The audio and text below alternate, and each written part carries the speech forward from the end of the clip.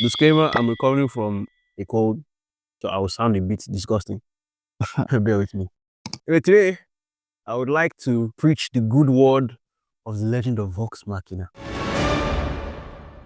I believe some people might know it already, just by the title. Gracie knows it, but she's reluctant to pick it up. So it's going to be my duty to get her to pick it up. Now I have a few avenues and a few angles that I'm going to use to do this. So now let me tell you something. If you like the way the Legend of Korra looked, you will like the way Vox Machina looks. Fight scenes, the character work, the emotional work, amazing. And I don't think I mentioned this in the beginning, the voice acting. The Dorolo crest. Something's not right. That was easy. Almost too easy. Let me just give you the background on this show. This show is based on a Dungeons and Dragons campaign. A group of friends, a group of voice actors decided to play a D&D game. Because they were so good in the voice acting and the campaign was so interesting, I think Critical Role picked it up. I can neither confirm nor deny. What is Critical Role? Critical Role is basically just a group of voice actors that came together to play D&D. The Vox Machina campaign is their first campaign. I think they have a few others, but this is the one that they turned into a show. They're actually very well-known voice actors from like old TV shows. One was Donatello for a few years. They are quite big, and I didn't know that until I researched it. But anyway, let's continue. Now, the 7 characters. Should I go in order of list? I don't even think I have a least favorite. All of them are just beautiful in their way. There's Scanlan, he's a dwarf. Pike too, she's a dwarf. Pike is the MVP. She's crazy good. There is Grog, I don't know, is he an orc or a giant? I can't remember his race. There are 2 half elves, Vex and Vax. Vexali and Vaxotan. Twins, beautiful. There is Percival. That guy's story, we'll get to it. Awesome. And then there is the Aramante girl. I always forget her name. Oh, Keely. That's her name. Keely. Amazing character as well. Keely. So those are the Vox Machina people. One of the reasons I like it is because the way they were able to tell the stories of 7 characters and make them interesting. 7 completely different backgrounds, different walks of life, different backstories. And as you go through these 3 seasons right now, they will bring a 4th season. Thank God. They said they were going to end season 3, but the Lord shined light on me and they said they are bringing a 4th one. Thank you. Anyway, so in the beginning, the first things that happened, I'm not going to spoil it for you, but I'm just going to give you the background. They were at a bar. Long story short, they cut off somebody's hand. Immediately I started out, I was like, okay, I know the kind of show I get into. This is crazy. Danger is apparent. Let's see what's happening. Funny enough, danger was apparent in season 3. I will not tell you why, but I'm not mad at what they did, Sha. Anyway, they were in the bar, they cut somebody's hand because they are ruffians, they are drunkards, they are not nice. And it sets up a law that they are not competent.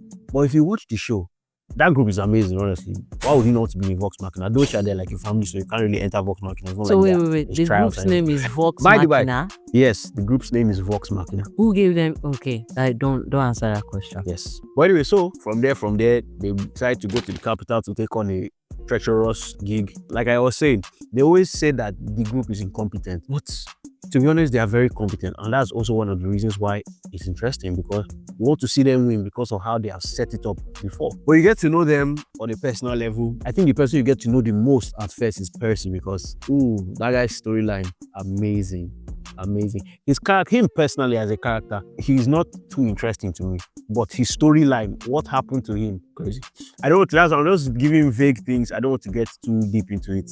Just so you know, it starts off fast, it starts off hard, it starts off very interesting. That's good. You get into different backstories. Pike and Grog, their own backstory too is crazy.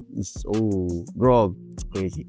Well, the thing, the first time I think it came out, I heard about it and it didn't, I don't know, I think it got bad reviews. It wasn't like picking up as much as I think it should have.